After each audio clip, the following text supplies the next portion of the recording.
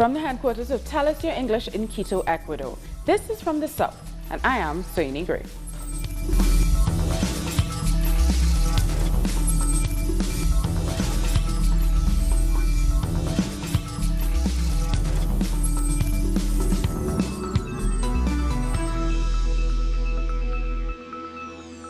We begin in Argentina, where 10 women have been arrested at the Argentinian Women's Summit.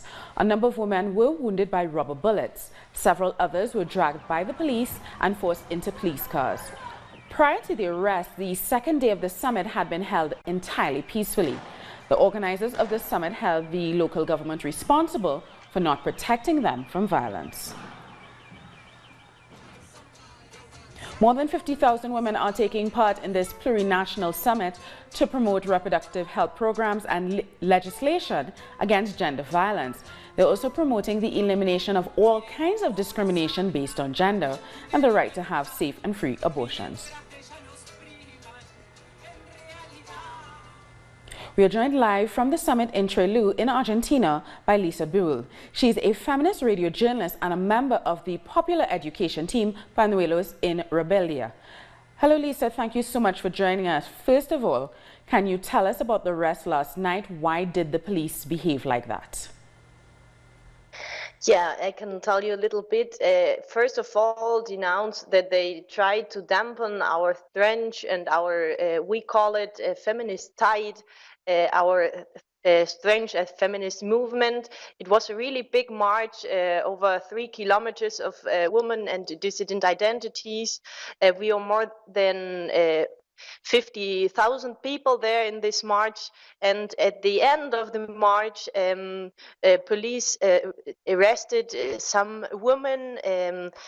They were maltreating them. We know it. It were like about 10 women which were arrested by the police, and because of our fast reaction and demonstration and the police office, they let them free some hours later, but we know that there will be investigations because of some charges they made them.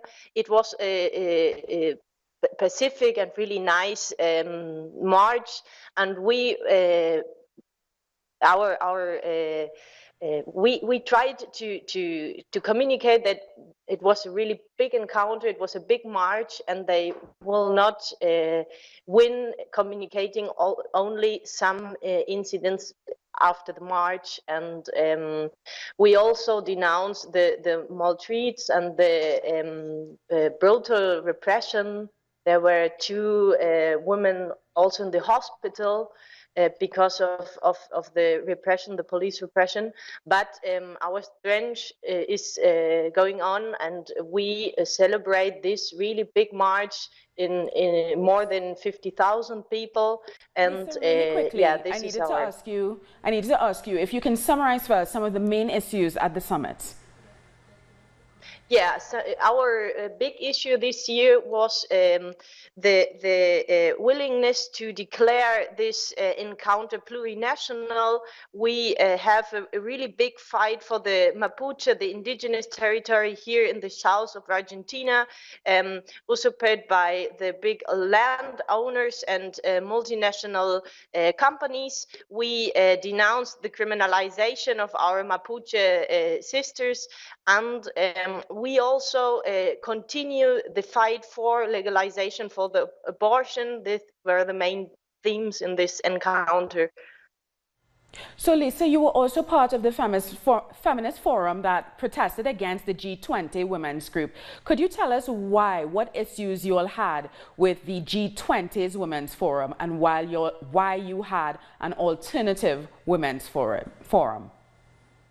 Yeah, we have the process of the G20 here in Argentina this year, and especially from the Women 20, they make their reunion here last 1, 2, and 3 of October.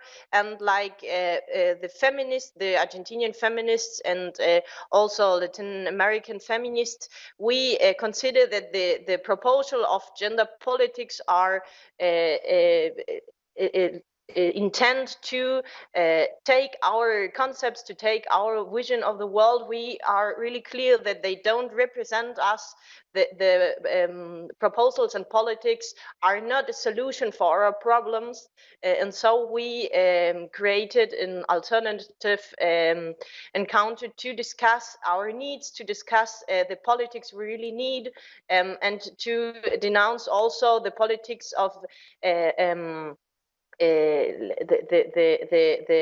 proposals they have that can't represent us and aren't a solution, because it's not about our lives, it's about their profits for the companies.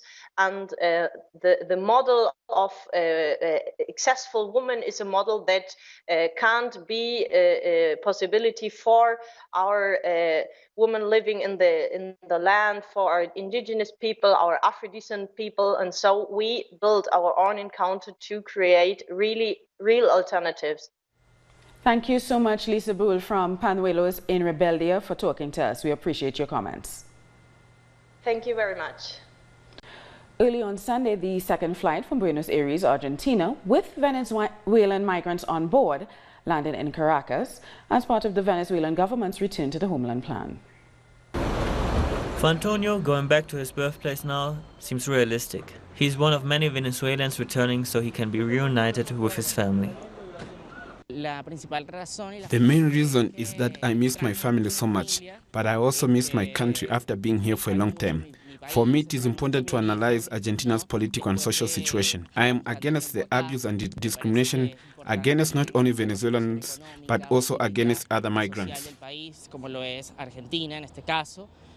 This journey is taking a group of 86 Venezuelans back. All they want is to go home after failing to find work in Argentina.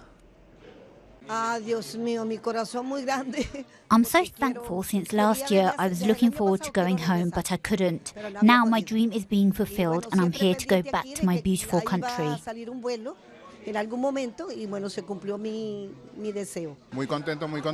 I am really excited because I wanted to go back so long ago. Although I owe a lot to Argentina, my situation just got really difficult. I know that Venezuela needs us all to work for it, because it won't come through as a nation without us. So far, priority has been given to Venezuelans with financial issues and desperately needed to go back to the Bolivarian Republic. Many of them lived on the streets. Unlike last time, we see more young families. Most of them have little children from 2 to 7 years of age. The parents have professional backgrounds. Although there are some elderly who came to join their children, unfortunately, the children can't support them. There are families that live on the streets. Sent by the Bolivarian government, the airplane took off from this Ezeiza International Airport, carrying 86 passengers back to where their heart is.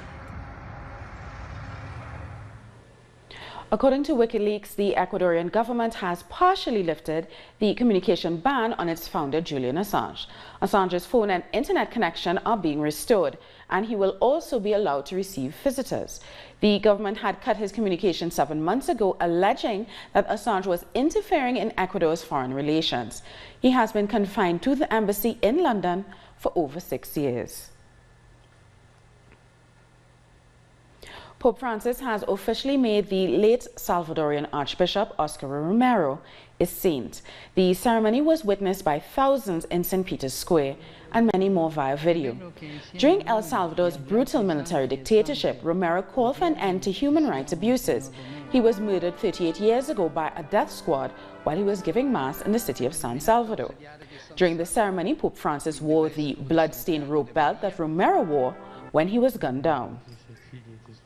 It is a historic day for Latin American worshippers. This morning, the Piazza da San Pietro was full of followers that were excited and joyful before the canonization of Monsignor Romero. Packed full of people, including pilgrims and devotees of saints. This is how full the St. Peter's Square was on Sunday. Papa Francisco spoke about Pope John Paul VI and, of course, Oscar Arnulfo Romero. It is so beautiful. Monsignor Romero is among him and all the other saints who left the world behind to give his life to the gospel and his heart to Jesus and his brothers. Among the pilgrims, flags and apparel designed specially for the event, a festive mood at the Vatican to honor the beloved Salvadoran and heroic Latin American figure.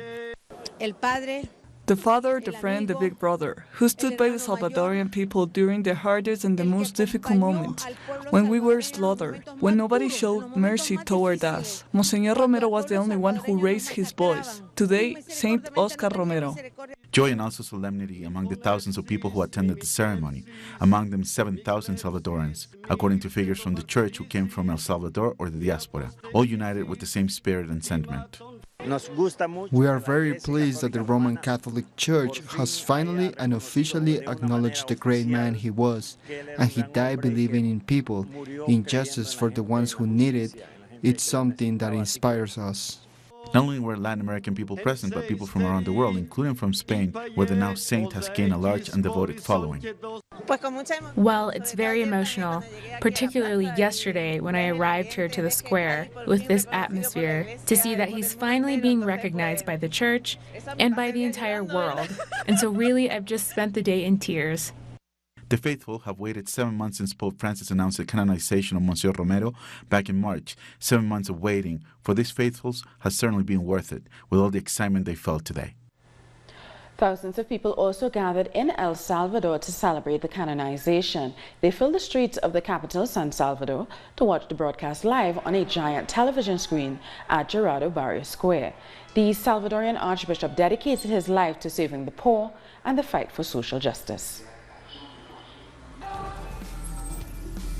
We'll take a short break now, but we'll have more news in a minute.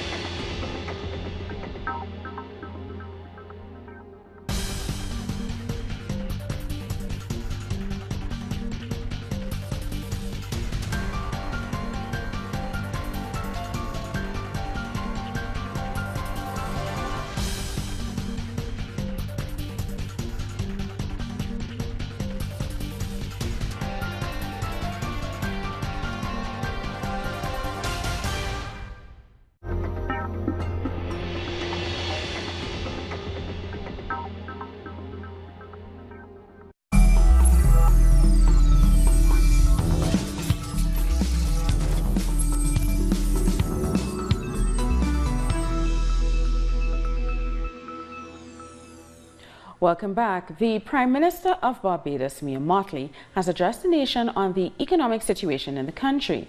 She asked for people's support to implement the measures taken by her government to stabilize the economy. What I want to talk to you about is where we're going and how we will get there. What is the type of Barbados that we want to be able to build, and what is necessary for us to get there? You have heard me say over and over that if we want to save our dollar, and if we want to remain committed to the peg to a fixed exchange rate, that what is required is fiscal discipline. And why is that dollar important? Not because it's a symbol. It is important also because it allows Barbadians to plan. It gives us stability. When you go to the supermarket, you know that relatively speaking, the prices will more or less be the same without the intervention of an exchange rate adjustment, as happens in other Caribbean countries close to us where there's an inability to plan as a result. Barbadians are very, very clear. They want that stability, and we agree with them. And it is against that background that we want to provide for a better life for our people always. Your children deserve better. Jamaica's Prime Minister Andrew Holness has confirmed that his government is achieving economic growth and sustainability. According to Holness, interest rates continue to decrease while employment is increasing. He added by the end of the year, the ratio of debt to GDP, the gross domestic product, will fall below 100%. Hundreds took to the streets of Rio de Janeiro on Sunday to unite against fascism at a rally to honor the memory of Mariel Franco. The tribute was called in response to the destruction of a replica street sign with the councilwoman's name on it by two deputies from Jair Bolsonaro's far-right Social Liberal Party. Franco and her driver were shot dead in March as she returned from an event aimed at inspiring and empowering young black women. For many, she has become a symbol of the anti-Bolsonaro movement in the run-up to the presidential elections. The Workers' Party candidate Fernando Haddad has accused his opponent in Brazil's presidential race of inciting violence. Haddad said the far-right candidate Jair Bolsonaro's proposal to ease gun laws will not solve the country's crime problem. Violent incidents linked to Bolsonaro supporters have been on the rise in various parts of Brazil. Early this week, a man was stabbed to death in a bar for reportedly yelling in support of the Workers' Party, and a transgender woman was badly beaten by Bolsonaro supporters on the street. He always incited violence. He has a lifetime of inciting violence. This is a person whose hero was one of the biggest torturers on the continent. There's the person who's leading the opinion polls, but he will lose.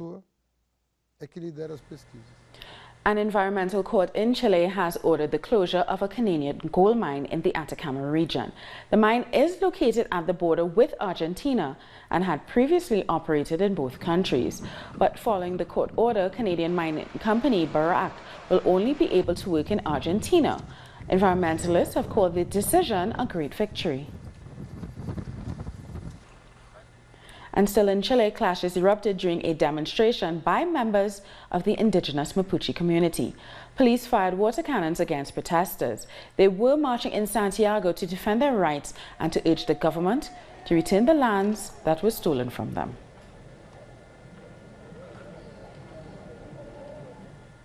The 13th International Indigenous Film Festival in Guatemala is currently taking place. Let's have a look, shall we? Students from rural areas performed a song of their own writing during the award ceremony of the International Indigenous Film Festival.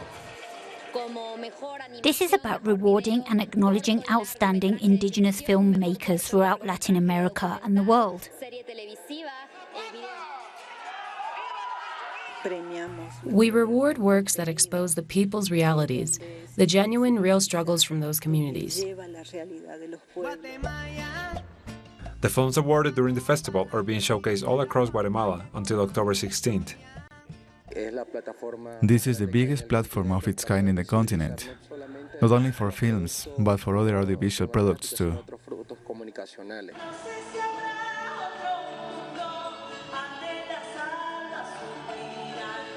Over 300 films were registered in the festival. They all have two things in common. They are hopeful for the future, but also show great concern over the damage done to planet Earth. Among other things, we showcase how our communal economy works.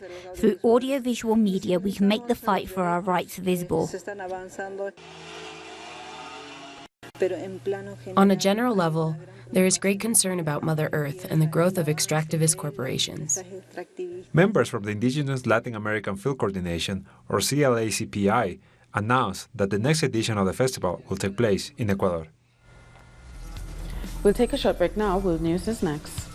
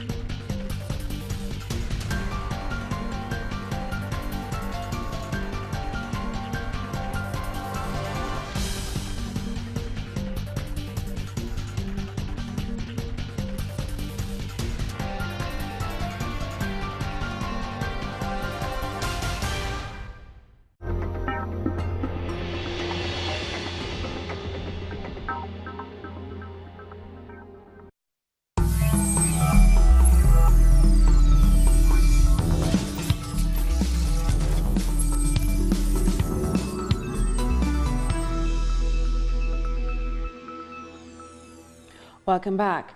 The parties in Germany's ruling coalition suffered huge losses in Bavarian state elections on Sunday.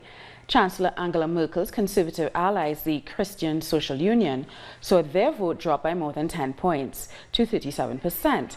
The CSU has ruled Bavaria since 1957. The Social Democratic Party, or SPD, saw its vote collapse to under 10%.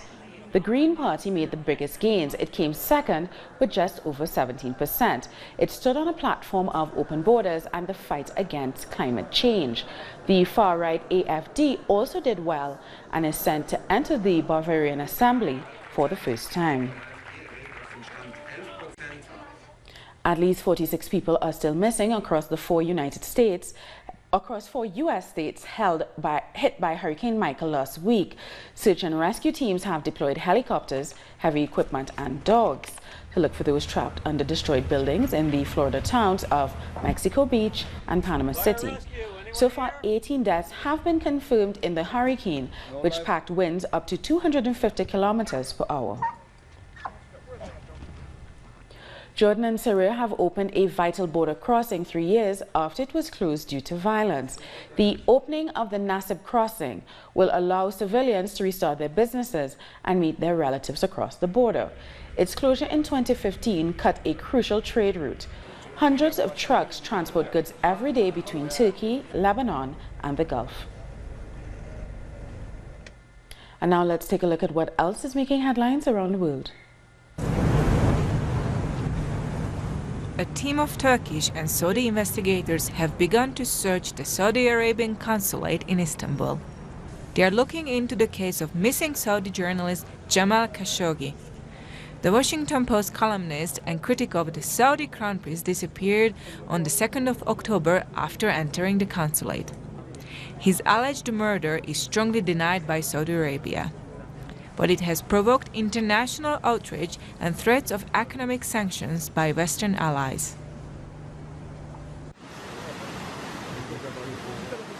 Flash floods have killed at least 9 people in the southwestern Aude district of France. Around 250 firefighters, 100 policemen and 6 helicopters were deployed in the region, but officials fear the death toll will continue to rise. Schools are closed and residents were told to stay at home as water levels are expected to increase throughout Monday. It started at 2 a.m. when it was raining. Then one moment we heard water rushing, and so I turned on the light. There was nothing. It stayed dark.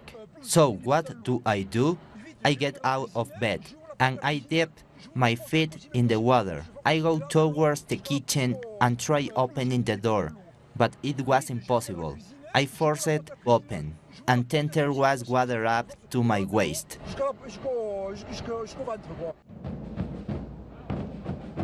Tens of thousands of far-right demonstrators marched through the center of Kiev on Sunday to celebrate Ukraine's Defenders' Day.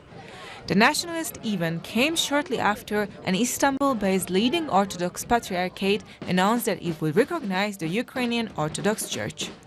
The decision was welcomed by many Ukrainians, but it was seen as a blow to Russia as tensions are high between the two countries over the annexation of Crimea.